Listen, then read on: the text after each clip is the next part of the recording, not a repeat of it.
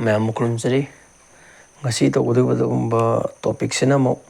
akoina nahan tawgiba partnership to adugi makha ta tharakpani ko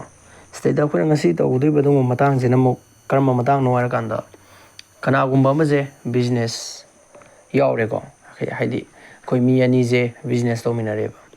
adui matung da mi ama je mo yausalakpa ma yausalakpa timings le aina mo tokiba adui matung da lakadoriba profit che mo yena ba sigi matang dani ko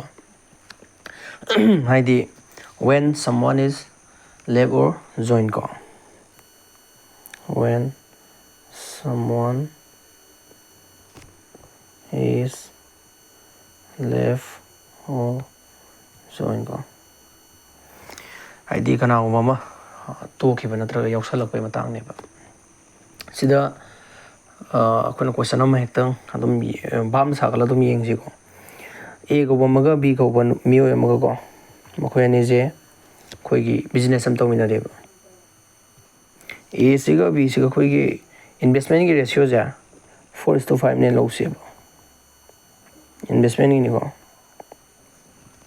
aduga A na thadari ba matam je 4 month nin kalas 4 months ko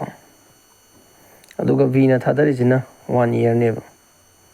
1 year ne lo se sigi bina thadari je matam je 4 months je mana thadara matung ma je tokre adu si yausale enghala je si jina chahi jina loidri bo do maidi adu ma je maidi b jina khoi gi chahim thadai ko hairi ba chahi jina loidri bo ma so thadare adu taraga di sina thadari je tha kya awrne tha nipan oiduni ko haidi tha mari madi ena thadaram adu matung da sina mo lemhau tha sing do thadabne ba adu tara di sina thadari je tha nipan ne ko adu tara di sigi investment ni moy hong gira su siga pisan je 6 adum bisal je ko aduga steady yeng si ko time ji yeng si sta ena thadari je tha mari b na thadari china tha train thoi ko chahi mari tha train thoi aduga sina thadari jina tha nipan ko adu tara di moy hom je khona kathana yabre yai ko sta 1 sta 3 sta 2 amu kangna baya baya ori bro yaudra ba male ko adu oiraga di A da 4 lerani B sida da 15 lerani C sida 12 lerani ba haidi koina A ga B ga C ga makhoi ahungi profit ki ratio se kya no ga di 4:15:12 ne ba sumain tar hot kadam ni ko kaso ru question budi yoro adu yengsi sida question number 1 sida p ri je kapil jina khoi gi lupa lising yangkai ji thadaraga business ama hawe aduga tha ahum ji gi matung sida manu je hari ba business sida lupa lising humdra thadaraga yausale sahi sina lorak ko matam sida makhoi gi profit ki keno ja ratio ja masi kya oi ga gi sine adu taraga di yengsi ko sida kapil haibam thambiro si muksi hongdoksi amu wen thamsi kapil haibam thambiji aduga manu haibam thambiji ko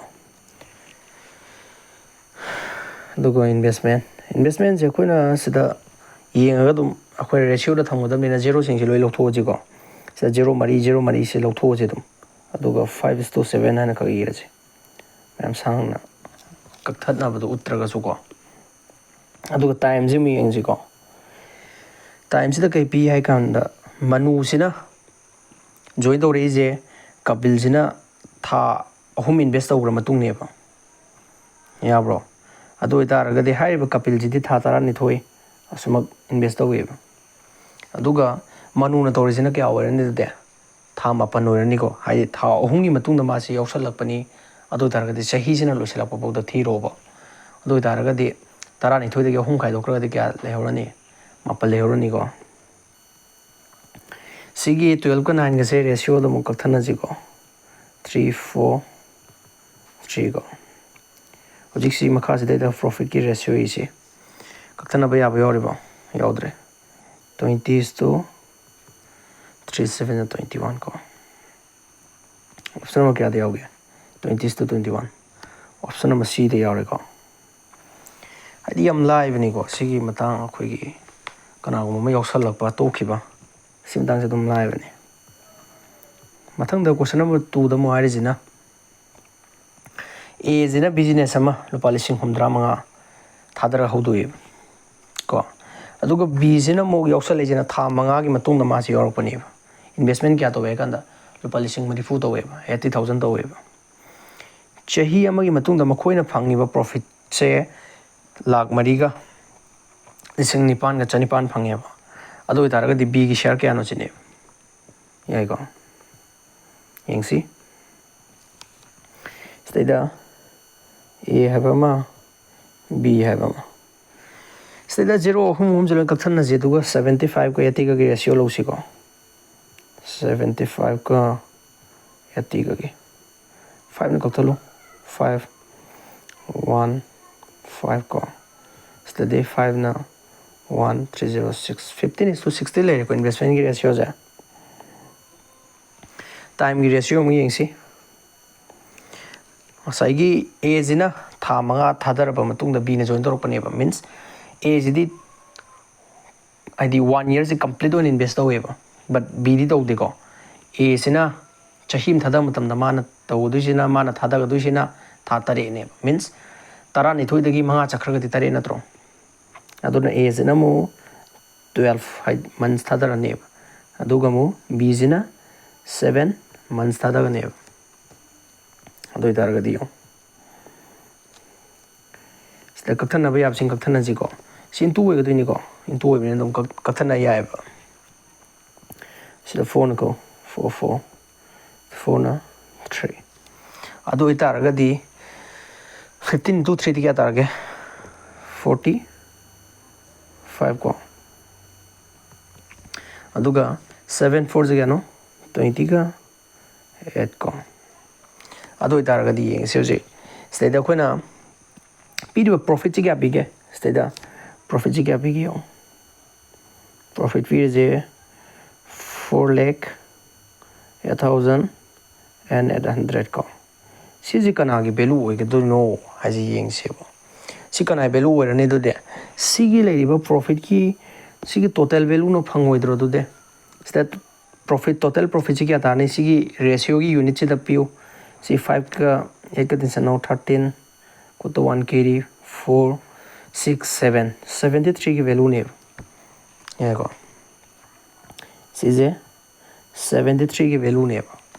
अदुगा होजे हंगिजिना B की share हंगमनी को B की share क्या no 28 ये को अदु इतारगदी यो स्टा 73 ने यंतोक्सिको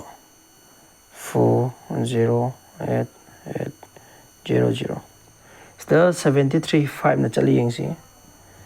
5 3 is 15 1 kg 5 7 36 को दिस तो क्या लेमी 3 रो सम सिंगजन तारा दी सिंगजल रो दी 4 को ओके सो 73 दिस 43 ले में तो उसी के 3 फुथरो 73 द 6 न पुरियो 6 3 is 18 तो 1 kg 6 7 is 42 43 को खुद की 1 kg दुगा दो इतार गदी 6 चलो दुगा सिगे 0 अनि जी पुखलो को 0 अनि जी पुखलो मींस सिन सित कक मतम तैदा 5 6 0 0 को दो इतार गदी 56 का 28 का पुरिनो 28 का 48 4 kg as was 44 4 तो 12 1 kg 10 11 दो इतार गदी 8 6 5 1 लोग 0 नहीं सब चलो यो ब्रो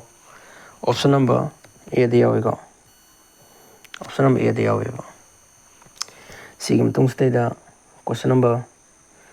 3 यंग को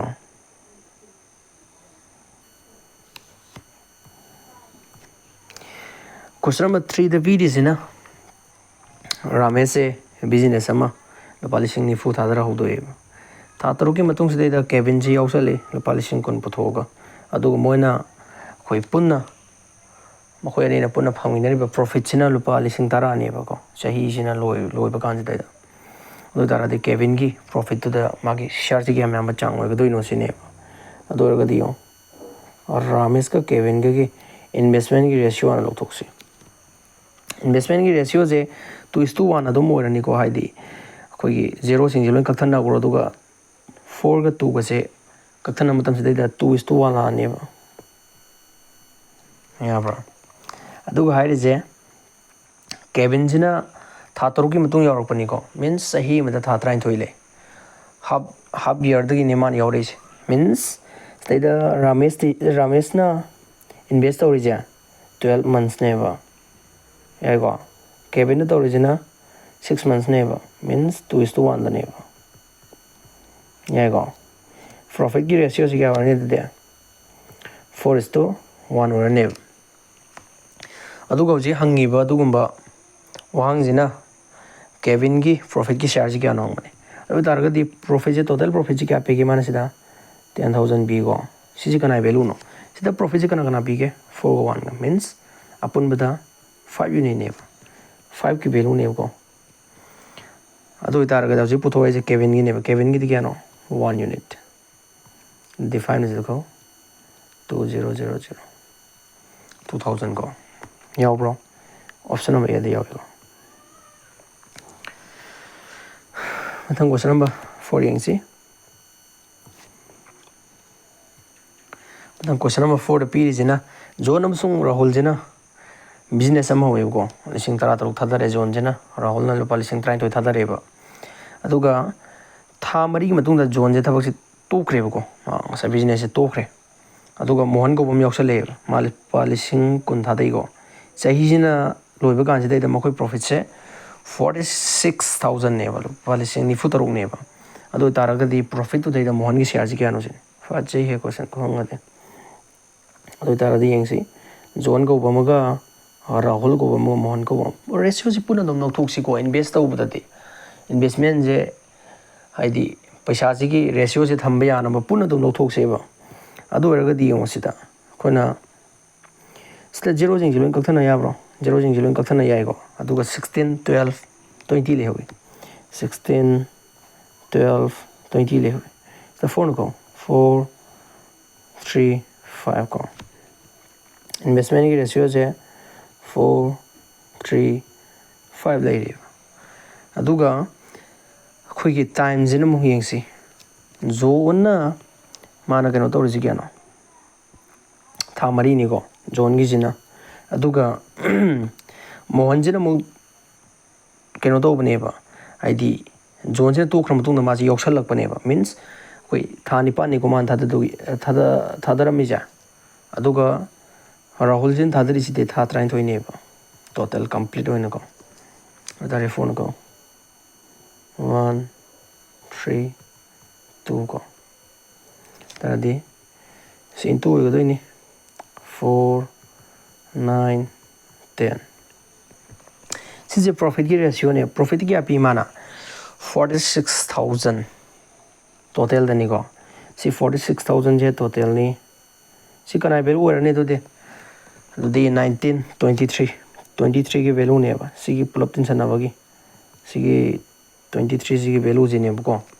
मान हंगिजिना मोहन की शेयर ने बा 10 की वैल्यू पुतो जिने लाइक के नो दे सिदे 2 न को 0 0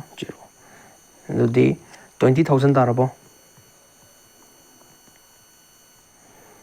20,000 तारेगा ऑप्शन में क्या दे ओके बी दिए मथंग क्वेश्चन नंबर 4 यंगसी और 5 और माले पी जिना अखोगी लुपा लिसिंग मरी खक थादैगो चाही मगी ओइना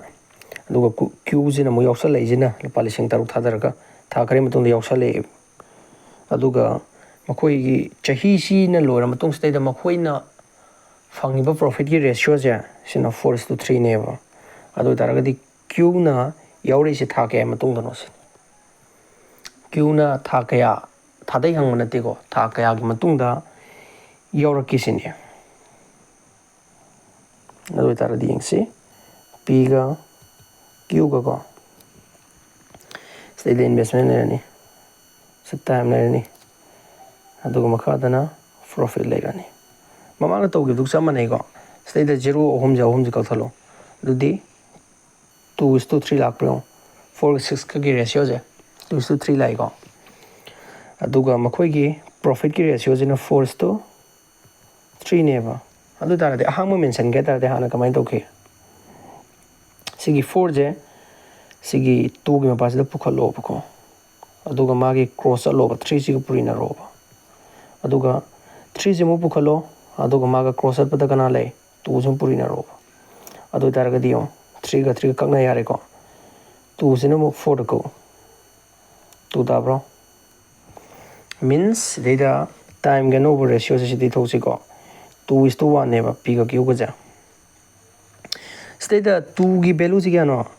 ꯑꯦꯅ ꯏꯟꯚꯦꯁ ꯇꯧꯔꯤꯁꯦ ꯇꯣꯇꯦꯜ ꯍꯣꯜ ꯏꯌꯔꯅꯦꯕꯀꯣ ꯍꯥꯏꯗꯤ 12 ꯃꯟꯁꯅꯦꯕ ꯌꯥꯕ꯭ꯔꯣ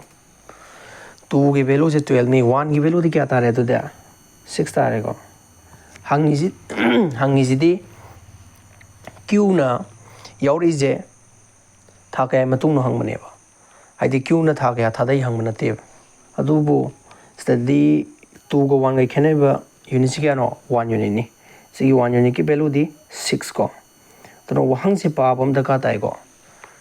ꯍꯥꯏꯗꯤ ꯑꯟꯁꯔ ꯃꯥꯟꯅꯔꯦ ꯍꯥꯏꯔꯒꯁꯨ ꯁꯠꯂꯥꯎꯅ ꯈꯣꯠꯄ ꯌꯥꯔꯣꯏꯕ ꯍꯪꯂꯤꯕ ꯋꯥꯍꯪꯁꯦ ꯀ꯭ꯌꯨꯅ ꯀꯌꯥꯝ ꯌꯥꯝꯕ ꯃꯇꯝꯁꯦ ꯊꯥꯗꯒꯦꯅ ꯍꯪꯕ ꯅꯠꯇꯦ ꯑꯗꯨꯃꯥꯏꯅ ꯍꯪꯉꯝ ꯇꯥꯔꯁꯨ ꯑꯗꯨꯝ 6 ꯇꯥꯔꯦ ꯁꯤ ꯀꯣꯏꯁꯟꯁꯤꯒꯤ ꯑꯣꯏꯅꯗꯤ ꯑꯗꯨꯕꯨ ꯑꯇꯣꯞꯄ ꯀꯣꯏꯁꯟꯗꯗꯤ ꯁꯨꯃꯥꯏꯅ ꯍꯪꯉꯝꯃꯦꯅ ꯈꯜꯂꯁꯦ ꯀ꯭ꯌꯨꯅ ꯊꯥ ꯀꯌꯥ ꯊꯥꯗꯒꯦꯅ ꯍꯪꯕ ꯑꯣꯏꯔꯝꯃꯒꯗꯤ 6 ꯍꯥꯏꯔꯅꯦꯕ ꯑꯗꯨꯒ ꯊꯥ ꯀꯌꯥ ꯃꯇꯨꯡꯗ ꯊꯥꯗꯒꯦ ꯍꯥꯏꯔꯒꯁꯨ 6 ꯇꯥꯔꯦꯀꯣ ꯁꯤ ꯀꯣꯏꯁꯟꯁꯤꯒꯤ ꯑꯣꯏꯅꯗꯤ ꯌꯥꯔꯦꯕ ꯑꯗꯣ ꯑꯇꯣꯞꯄ ꯀꯣꯏꯁꯟꯗꯗꯤ ꯑꯃꯨꯛ ꯌꯥꯔꯛꯇꯕꯁꯨ ꯌꯥꯏꯀꯣ ꯑꯗꯨꯅꯅꯦ ꯍꯥꯏꯁꯦ ꯑꯣꯞꯁꯟ ꯅꯝꯕꯔ ꯁꯤ ꯇꯥꯔꯦꯀꯣ ꯑꯗꯨꯗꯤ ꯃꯊꯪ ꯀꯣꯏꯁꯟ ꯅꯝꯕꯔ 6 ꯌꯦꯡꯁꯤ ꯋꯥ ꯀꯣꯏꯁꯟꯁꯤꯗꯤ ꯈꯔ ꯃꯩ ꯆꯠꯇꯧꯔꯤ ꯍꯟꯗꯛꯇꯤ XYZ ꯄꯥꯔꯠꯅꯔꯁꯤꯞ ꯑꯣꯏꯅ ꯊꯕꯛ ꯑꯃ ꯃꯣꯏꯁꯦ ꯕꯤꯖꯤꯅꯦꯁ ꯑꯃ ꯍꯧꯗꯣꯛꯃꯤꯟꯅꯔꯦ Xꯅ ꯄꯩꯁꯥ ꯈꯔ ꯊꯥꯗꯩꯕꯀꯣ ꯍꯧꯔꯛꯄꯁꯤꯗꯩꯗ ꯑꯗꯨꯒ ꯑꯃꯨꯛ Yꯅ ꯉꯁꯥꯏ Xꯅ ꯊꯥꯗꯔꯤꯕ ꯄꯩꯁꯥꯁꯤꯒꯤ ꯊ꯭ꯔꯥꯏꯁ ꯊꯥꯗꯩꯌꯦꯕ ꯊꯥ 4 ꯃꯇꯨꯡꯁꯤꯗ ꯑꯗꯨꯒ Zꯁꯤꯅ ꯑꯃꯨꯛ ꯉꯁꯥꯏꯒꯤ Yꯅ ꯊꯥꯗꯔꯤꯗꯣ ꯑꯗꯨꯗꯒꯤ ꯑꯃꯨꯛ ꯗꯕꯜ ꯑꯦꯃꯥꯎꯟꯁꯦ ꯊꯥ 7ꯒꯤ ꯃꯇꯨꯡꯗ ꯊꯥꯗꯩꯌꯦꯕ ꯉꯁꯥꯏ ꯍꯧꯔꯛꯄꯗꯒꯤ ꯑꯗꯨꯒ ꯆꯍꯤꯁꯤꯒꯤ ꯑꯣꯏꯕ ꯑꯦꯅꯨꯋꯦꯜ ꯒꯦꯟꯁꯦ 45,000ꯅꯦꯕ ꯑꯗꯨ ꯑꯣꯏꯇꯥꯔꯗꯤ Yꯒꯤ ꯁꯤꯌꯥꯔꯁꯦ ꯁꯤꯒꯤ ꯄ꯭ꯔꯣꯐꯤꯠꯁꯤꯗ ꯀꯌꯥ ꯑꯣꯏꯒꯗꯒꯦ ꯁꯤꯅꯦꯕ ꯐꯖꯩ ꯀꯣꯏꯁꯟꯒꯗꯤ XYZ ꯌꯦꯡꯁꯤ Xꯀꯤ ꯀꯩꯅꯣꯁꯦ ꯑꯩꯈꯣꯏꯅ 1 ꯍꯦꯅ ꯂꯧꯁꯤ ꯏꯟꯚꯦꯁꯃꯦꯟꯒꯤ ꯔꯦꯁꯤꯌꯣꯁꯦ ꯁꯤꯗꯩꯗ 1 ꯍꯦꯅ ꯂꯧꯁꯤ ꯑꯗꯨꯗꯤ ꯊ꯭ꯔꯥꯏꯁ ꯍꯥꯏꯗꯤ Xꯅ 1 ꯑꯣꯏꯕ ꯃꯇꯝꯗ Yꯅ ꯊꯥꯗꯔꯤꯁꯦ 3ꯅꯦ ꯍꯥꯏꯕꯅꯤꯀꯣ ꯃꯤꯟꯁ ꯊ꯭ꯔꯥꯏꯁ ꯍꯥꯏꯗꯤ ꯑꯗꯨꯒ ꯑꯃꯨꯛ Zꯅ ꯊꯥꯗꯔꯤꯁꯤꯅ ꯀꯌꯥꯅꯣ Yꯒꯤ ꯑꯦꯃꯥꯎꯟꯁꯤꯒꯤ ꯗꯕꯜꯅꯦꯕ ꯃꯤꯟꯁ 3 2 6 ꯀꯣ ꯁꯤꯅꯤꯀꯣ 1:3:6 ꯇꯥꯔꯦꯀꯣ ꯑꯗꯨꯗꯤ ꯁꯤ ꯏꯟꯚꯦꯁꯃꯦꯟꯒꯤꯅꯤ ꯑꯗꯨꯒ ꯇꯥꯏꯝꯒꯤ ꯔꯦꯁꯤꯌꯣ ꯑꯃ ꯄꯨꯊꯣꯛꯁꯤ ꯇꯥꯏꯝꯁꯤ ꯀꯌꯥꯅꯣ 4 ꯃꯟꯁꯇꯅꯤꯀꯣ ꯁꯤꯒꯤ ꯀꯩꯅꯣꯁꯤꯗꯤ Xꯁꯤꯗꯤ ꯇꯣꯇꯦꯜ ꯍꯣꯜ ꯑꯩꯈꯣꯏꯒꯤ ꯀꯝꯄ꯭ꯂꯤꯠ ꯏꯌꯔ ꯍꯥꯏꯇꯥꯔꯦꯅꯦ ꯁꯤꯗꯤ Xꯅ ꯊꯥꯗꯒꯗꯣꯏꯅꯤ Yꯅ ꯊꯥꯗꯒꯗꯣꯏꯁꯤꯅ ꯊꯥ 4ꯒꯤ ꯃꯇꯨꯡꯗꯅꯦꯕ ꯑꯗꯨ ꯑꯣꯏꯇꯥꯔꯒꯗꯤ ꯁꯤꯗ ꯊꯥ 9 ꯇꯥꯔꯕꯣ ꯇꯥꯔꯦ Z ꯑꯃꯨꯛ ꯊꯥꯗꯔꯤꯁꯤꯗꯤ ꯊꯥ 7ꯒꯤ ꯃꯇꯨꯡꯅꯦꯕ ꯌꯥꯏꯀꯣ ꯊꯥ 7ꯒꯤ ꯃꯇꯨꯡ ꯑꯗꯨ ꯑꯣꯏꯇꯥꯔꯒꯗꯤ ꯊꯥ 3 ꯂꯦꯝꯍꯧꯏꯀꯣ ꯑꯗꯨ ꯑꯣꯏꯇꯥꯔꯒꯗꯤ ꯌꯦꯡꯉꯣ ꯍꯧꯖꯤꯛ ꯀꯛꯅꯕ ꯌꯥꯕꯁꯤꯡ ꯀꯛꯅꯔꯣꯕ ꯁꯤꯗ ꯄ꯭ꯔꯣꯐꯤꯠꯀꯤ ꯔꯦꯁꯤꯌꯣ ꯏꯔꯁꯤ ꯁꯤ ꯏꯟꯇꯨꯅꯤ ꯑꯗꯨꯅ 3 ꯀꯛꯑꯣ 3 ꯀꯛꯑꯣ ꯁꯤꯗ 4ꯅ ꯀꯛꯑꯣ ꯑꯗꯨꯒ ꯍꯧꯖꯤꯛꯁꯨ ꯑꯃꯨꯛ ꯀꯛꯄ ꯌꯥꯔꯤ ꯁꯤꯗ 2ꯅ 4ꯅꯗꯤ ꯌꯥꯗ꯭ꯔꯦ 2ꯅ ꯀꯛꯁꯤ 2 ꯁꯤꯗꯗꯤ 4 ꯁꯤꯗꯗꯤ 3 ꯁꯤꯗꯩꯗ 2:4:3 ꯍꯥꯏꯅ ꯄ꯭ꯔꯣꯐꯤꯠꯀꯤ ꯔꯦꯁꯤꯌꯣ ꯐꯪꯉꯦ ꯑꯗꯨ ꯑꯣꯏꯇꯥꯔꯒꯗꯤ ꯌꯦꯡꯉꯣ ꯁꯤꯗꯩꯗ ꯑꯦꯅꯨꯋꯦꯜ ꯒꯦꯟꯁꯦ ꯀꯌꯥꯅꯣ ꯄꯤꯔꯤꯁꯦ 45,000ꯅꯦꯕ ꯁꯤꯒꯤ ꯚꯦꯂꯨꯁꯤ ꯀꯌꯥꯅꯣ 2 + 4 + 3 ꯀꯌా ꯇꯥꯔꯒꯦ 9 ꯇꯥꯕ꯭ꯔꯣ 9ꯒꯤ ꯚꯦꯂꯨꯅꯦꯕꯀꯣ ꯁꯤꯒꯤ 45,000ꯁꯦ ꯍꯪꯉꯤꯁꯤꯅ ꯀꯌꯥꯒꯤ ꯚꯦꯂꯨꯅꯣ Yꯒꯤꯗꯤ ꯀꯌꯥꯅꯣ 4 ꯑꯗꯨ ꯑꯣꯏꯇꯥꯔꯒꯗꯤ 9 ꯑꯁꯤꯗꯀꯣ 5000 4 ꯑꯃꯨꯛ ꯀꯩꯅꯣ ꯇꯧꯔꯗꯤ 20,000ꯅꯦꯕꯀꯣ ꯌꯥꯕ꯭ꯔꯣ ꯑꯣꯞꯁꯟ ꯅꯝꯕꯔ A ꯇꯥꯔꯦꯕ ꯀꯩꯁꯨ ꯌꯥꯝ ꯂꯨꯕꯗꯤ ꯑꯣꯏꯗꯦꯀꯣ ꯀꯣꯏꯁꯟꯁꯦ ꯑꯗꯨꯝ ꯂꯥꯏꯌꯦꯕ ꯃꯊꯪ ꯀꯣꯏꯁꯟ ꯅꯝꯕꯔ 7 ꯌꯦꯡꯁꯤꯀꯣ ꯀꯣꯏꯁꯟ ꯅꯝꯕꯔ 7ꯗ ꯄꯤꯔꯤꯁꯦ ꯁꯨꯔꯦꯁꯀ ꯗꯤꯅꯦꯁꯀ ꯑꯃꯗꯤ ꯔꯥꯃꯦꯁꯀ ꯃꯈꯣꯏ ꯑꯍꯨꯝꯁꯦ ꯕꯤꯖꯤꯅꯦꯁ ꯑꯃꯒꯤ ꯄꯥꯔꯠꯅꯔ ꯑꯣꯏꯌꯦꯕꯀꯣ ꯃꯈꯣꯏꯒꯤ ꯄꯩꯁꯥ ꯊꯥꯗꯕꯒꯤ ꯔꯦꯁꯤꯌꯣꯁꯦ 3:6:8ꯅꯦꯕ ꯑꯗꯨꯒ ꯃꯈꯣꯏꯒꯤ ꯏꯟꯚꯦꯁꯃꯦꯟꯁꯦ 5%, 15%, ꯑꯃꯗꯤ 20% ꯍꯦꯟꯒꯠꯂꯦꯕ ꯑꯗꯨ ꯑꯣꯏꯇꯥꯔꯒꯗꯤ ꯃꯈꯣꯏꯒꯤ ꯄ꯭ꯔꯣꯐꯤꯠꯀꯤ ꯔꯦꯁꯤꯌꯣꯁꯦ ꯀꯌꯥ ꯑꯣꯏꯒꯗꯒꯦꯕ ꯉꯁꯤꯗꯒꯤ ꯆꯍꯤ 2ꯒꯤ ꯃꯇꯨꯡꯁꯤꯗꯩꯗ ꯁꯤꯗꯤ ꯌꯦꯡꯁꯤꯀꯣ ꯀꯣꯏꯁꯟꯁꯤꯗꯤ ꯌꯥꯝ ꯂꯥꯏꯒꯗꯣꯏꯅꯤꯀꯣ ꯑꯩꯈꯣꯏꯅ ꯍꯣꯠꯄꯒꯤ ꯃꯑꯣꯡꯁꯦ ꯈꯪ ꯇꯥꯔꯒꯗꯤ ꯁꯤꯗꯩꯗ ꯁꯤ ꯍꯣꯠꯇ꯭ꯔꯤꯉꯩ ꯃꯃꯥꯡꯁꯤꯗꯩꯗ ꯑꯩ ꯀꯩꯅꯣꯝꯇꯪ ꯍꯥꯟꯅ ꯍꯥꯏꯍꯧꯒꯦꯕꯀꯣ ꯔꯦꯁꯤꯌꯣꯁꯤꯗꯩꯗꯤ ꯌꯦꯡꯁꯤꯀꯣ ꯉꯁꯥꯏꯒꯤ ꯑꯩꯈꯣꯏꯅ ꯃꯃꯥꯡꯗꯁꯨ ꯑꯗꯨꯝ ꯍꯥꯏꯔ ꯂꯥꯛꯈ꯭ꯔꯦ ꯁꯤꯗꯩꯗ 100:200ꯁꯦ ꯖꯦꯔꯣ ꯑꯅꯤꯁꯤ ꯂꯧꯊꯣꯛꯈ꯭ꯔꯒꯁꯨ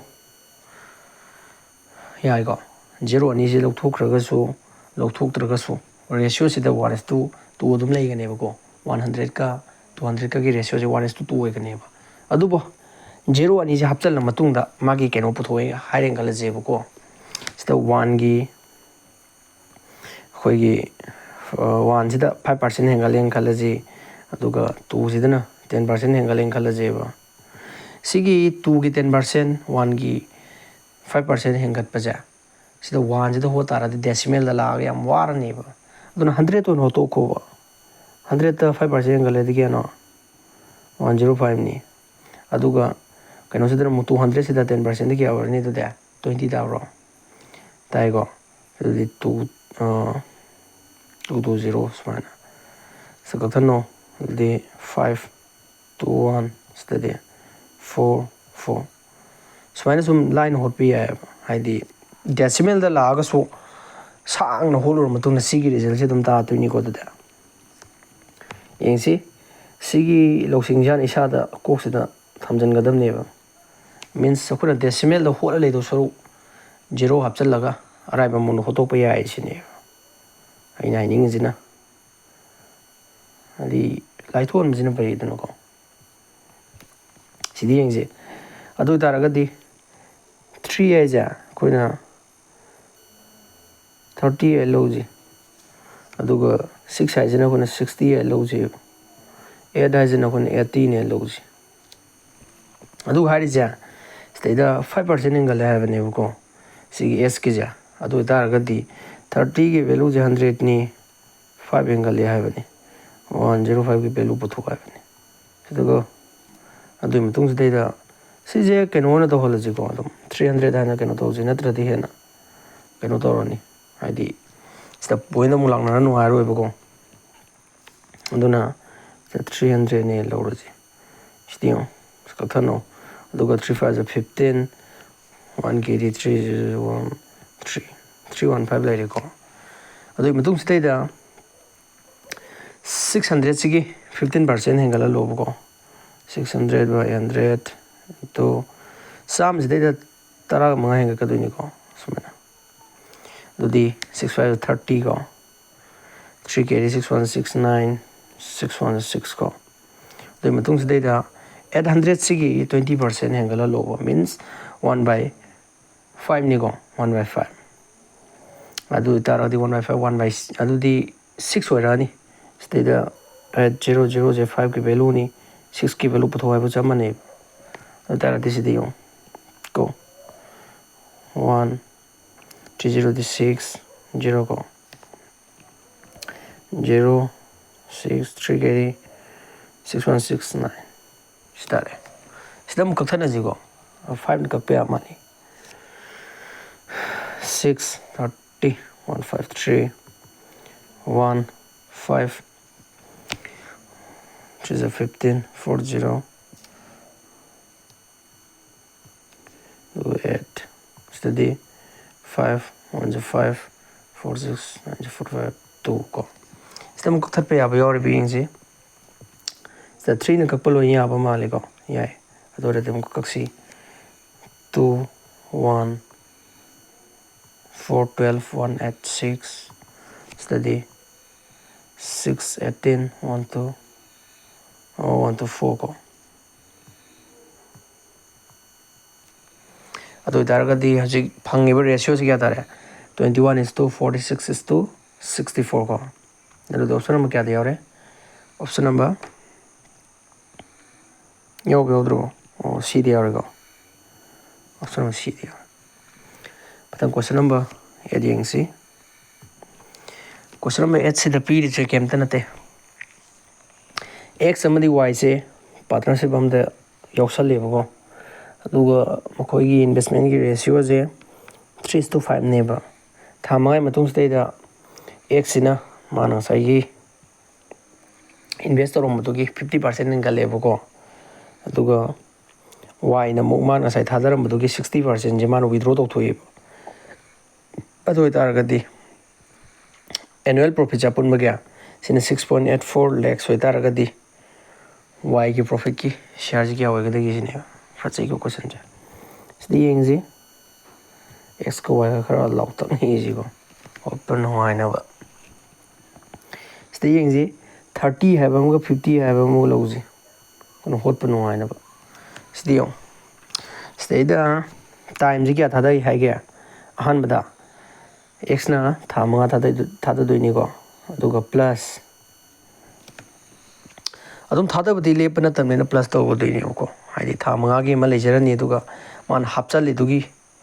हापचल लेदना अदु मतुंग लेमहौ था तो पुरिनेरगा पुन तिनसनबद मागी टोटल फंगदोइनेबा अदुना निको सिदा केनो तौरिजा सजो y जो था मंगा ओरनिको अदुगा सिदा पीरिजिना यो 50% जमु एड तो हैबनेबको मींस 30 जिगी 50% एड तो हैबनेबा means 15 nigo 50% there ID mo sta the charm as data can hang le have ni buko yang khai the 150 ko sta ko ID 15 hang tar ga di kya ore 45 into 7 ko sta mu yo sta na withdraw to wudi ni ko withdraw to we har ga su plus to wudi ni khoi di ID sai magi withdraw to bagi kano do khai do khraga matungda koi tension na ga do ni magi total value dum phangna ba hona ba de ko manu withdraw to jaraga su magi investment gi value du de hanta jaraga da ne ba kone si de da si symbol ji de hongolo bdi ya roi ba ko ye ko sta plus to sanje adogi yengje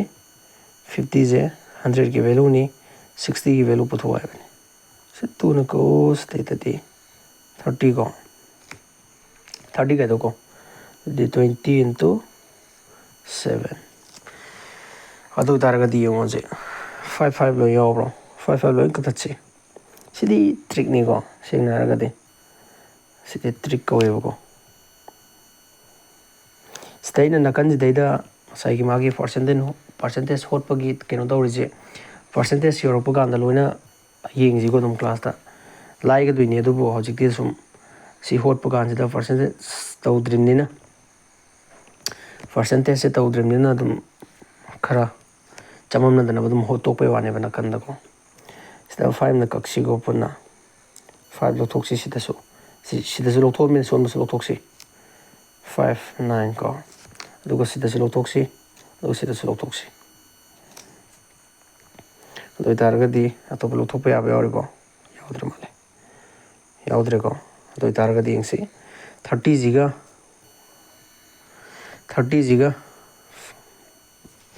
कया गा tension runny तो दे कोई 30 जिगा 63 का tension रदी 93 को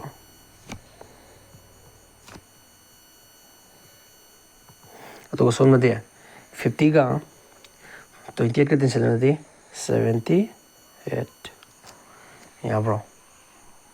तो सी कथन नबे या ब्रो जिबो कथन नबे या माले को 3 ना कयंग सी 3 1 सिदी 2 6 को ꯁꯤꯗ ꯑꯩꯈꯣꯏꯅ ꯐꯪꯉꯤꯕ ꯚꯦꯂꯨꯁꯦ 31:26 ꯀꯣ.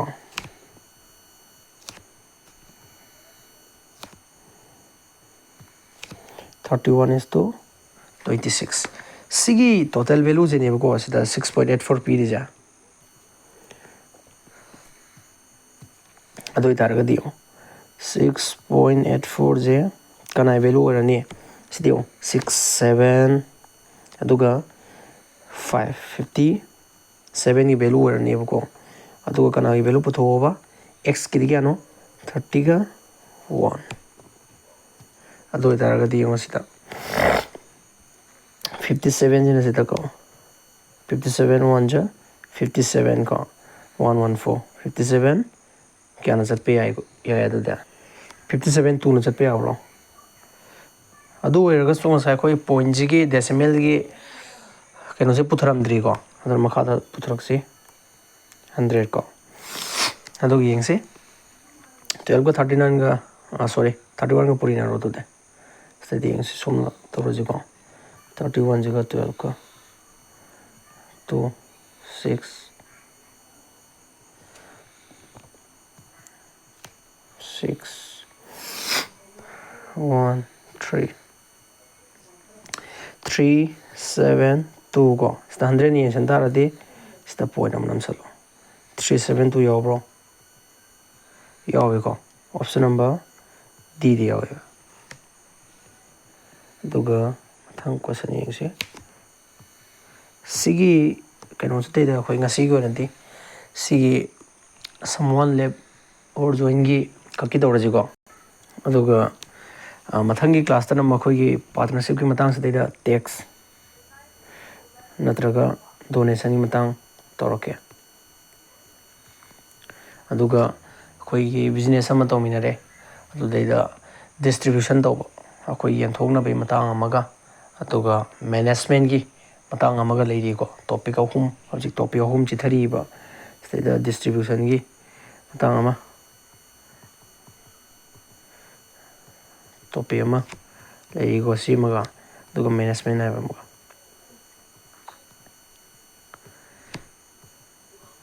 ꯑꯗꯨꯒ ꯃꯤꯁꯤꯂꯤꯅꯤꯌꯁꯇꯤ ꯑꯩꯈꯣꯏꯅ ꯇꯧꯔꯨꯕꯩꯁꯨ ꯀꯥꯟꯅꯕ ꯂꯩꯇꯦꯀꯣ. ꯍꯥꯏꯗꯤ ꯃꯤꯁꯤꯂꯤꯅꯤꯌꯁꯁꯤ ꯑꯩꯈꯣꯏꯒꯤ